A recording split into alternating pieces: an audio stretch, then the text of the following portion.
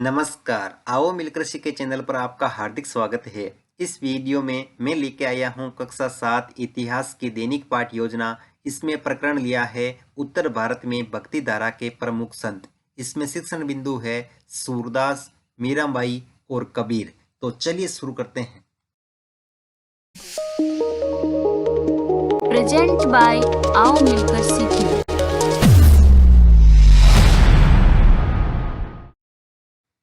सबसे पहले लिखेंगे विद्यालय का नाम जहां पर आपकी लेसन प्रस्तुत करेंगे। कक्षा 7 विषय इतिहास, प्रकरण का नाम उत्तर भारत में भक्ति धारा के प्रमुख संत। यहाँ पर दिनांक, कालांश और समयावधि 30 मिनट। फिर टेबल ड्रॉ करके एक तरफ लिखेंगे शिक्षण उद्देश्य, दूसरी तरफ अपेक्षित व्यवहारगत परिवर्तन। शिक्षण उद्देश्य में पहला लिखेंगे ज्ञानात्मक। इसमें लिखना है विद्यार्थी उत्तर भारत में भक्ति धारा के प्रमुख संतों से संबंधित विभिन्न तथ्यों का प्रत्यास्मरण कर सकेंगे।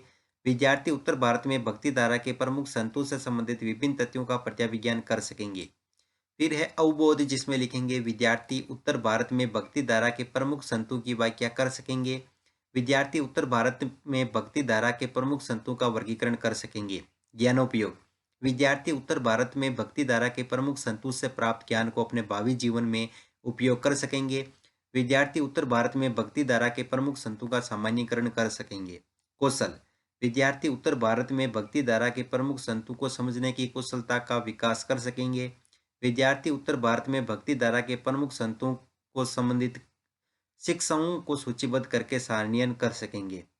फिर है अभिरुचि, जिसमें लिखेंगे विद्यार्थी उत्तर भारत में भक्ति धारा के प्रमुख संतों का अध्ययन करने में रुचि ले सकेंगे। विद्यार्थी उत्तर भारत में भक्ति धारा के प्रमुख संतों पर विचार विमर्श करने में रुचि ले सकेंगे। फिर है अभिवृत्ति, जिसमें लिखेंगे विद्यार्थी उत्तर भारत में भक्ति धारा के प्रमुख संतों के प्रति अपने दायित्व का निर्वाह कर सकेंगे। विद्यार्थी उत्तर भारत में भक्ति धारा के प्रमुख संतों के प्रति सकारात्मक दृष्टिकोण का विकास कर सकेंगे। शिक्षण सहायक सामग्री, लपेट फलक, श्यामपट, चौक, डस्टर, संकेतक एवं समस्त उपयोगी शिक्षण सहायक सामग्री। पूर्व ज्ञान में लिखेंगे विद्यार्थी उत्तर भारत में भक्ति धारा के प्रमुख संतों के विषय में विस्तृत अध्ययन करेंगे। फिर है प्रस्तावना, जिसमें टेबल बना करके लिखेंगे छात्राध्यापक क्रियाएं, दूसरी तरफ विद्यार्थी क्रियाएं। अगर आप छात्राध्यापिका हैं तो जहां पर भी छात्राध्यापक लिखा है उसकी जगह आप छात्राध्यापिका लिखेंगे। इसमें फर्स्ट क्वेश्चन, सभी व्यक्ति जन्म से समान है, यह किसका मानना है? कबीर का। अगला क्वेश्चन, कबीर संत के साथ साथ और क्या थे? समाज सुधारक। अगला क्वेश्चन है समाज सुधारक में निर्गुण उपासना के समर्थक कौन थे? गुरु नानक। कबीर, गुरु नानक और मीराबाई किस भक्ति धारा से संबंधित थे? तो लिखेंगे उत्तर भारत की भक्ति धारा से। उत्तर भारत के प्रमुख संतों के बारे में आप क्या जानते हैं? तो लिखेंगे समस्यात्मक प्रश्न। उद्देश्य कथन में लिखेंगे आज हम उत्तर भारत के प्रमुख संतों के बारे में जानकारी प्राप्त करेंगे। फिर है प्रस्तुतिकरण, जिसमें टेबल बना करके लिखेंगे एक तरफ शिक्षण बिंदु, छात्राध्यापक क्रियाएं, विद्यार्थी क्रियाएं, विधि प्रविधि और श्यामपट सार। शिक्षण बिंदु में पहला लिखेंगे सूरदास, जिसमें विकासात्मक प्रश्न में फर्स्ट क्वेश्चन, भारत की प्रमुख भाषा कौन सी है? हिंदी। हिंदी में भक्ति काल के महान कवि कौन थे? सूरदास।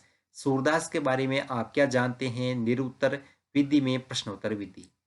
फिर है छात्राध्यापक कथन, जिसमें लिखेंगे सूरदास का जन्म 1540 ईस्वी में कलकत्ता नामक गांव में हुआ था। यह गांव मथुरा आगरा मार्ग के किनारे स्थित है। सूरदास श्री कृष्ण के अनन्य भक्त थे। उनकी रचनाएं सूर सागर, सूर सारावली और साहित्य लहरी में संग्रहित है एवं उनके भक्ति भाव को अभिव्यक्त करती है।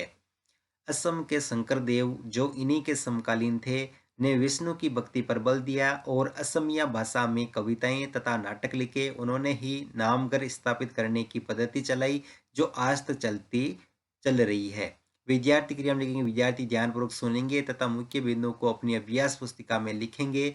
यहाँ पर विधि में वाक्यान विधि और श्यामपट सार में लिखेंगे सूरदास का जन्म 1540 ईस्वी में रुनकता नामक गांव में हुआ था। असम में शंकरदेव, जो इन्हीं के समकालीन थे, और यहाँ पर संत सूरदास से संबंधित यहाँ पर फोटो चस्पा करेंगे। और बहुत प्रश्न में लिखेंगे फर्स्ट क्वेश्चन, सूरदास का जन्म कब हुआ था? तो 1540 ईस्वी में। नामगर पद्धति किसने चलाई थी? सूरदास ने। विधि में प्रश्नोत्तर विधि। अगला है यहाँ पर शिक्षण बिंदु मीराबाई, जिसमें विकासात्मक प्रश्न में फर्स्ट क्वेश्चन, मेरे तो गिरधर गोपाल दूसरा ना कोई, यह पद किसका है? मीराबाई का।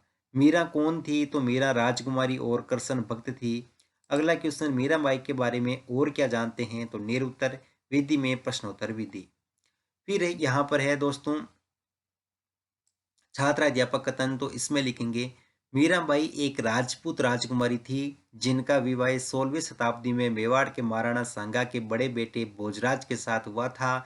मीराबाई रविदास जो अस्पृश्य जाति के माने जाते थे की अनुयायी बन गई। वे कृष्ण के प्रति समर्पित थी और उन्होंने अपने गहरे भक्ति भाव को कई भजनों में अभिव्यक्त किया।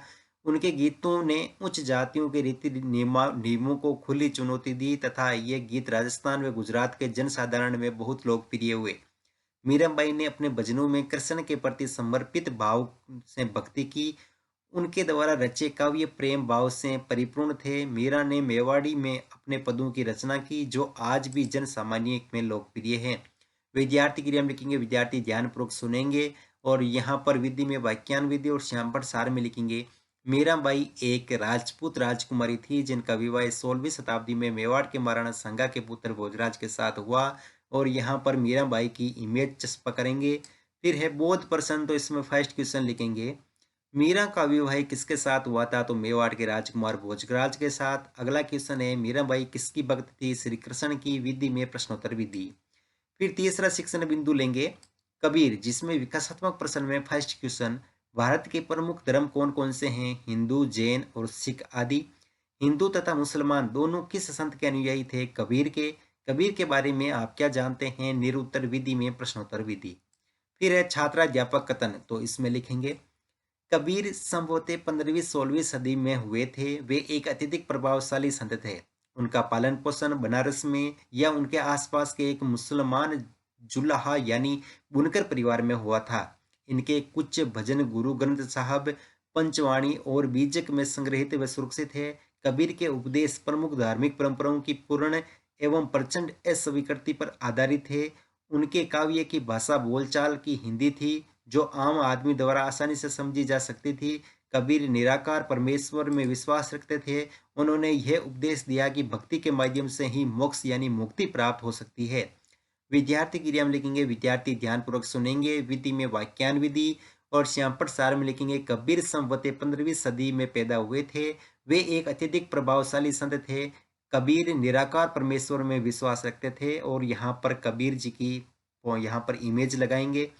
फिर है दोस्तों बोध प्रश्न, तो इसमें फर्स्ट क्वेश्चन लिखेंगे कबीर का पालन पोषण कहाँ पर हुआ था? तो बनारस में।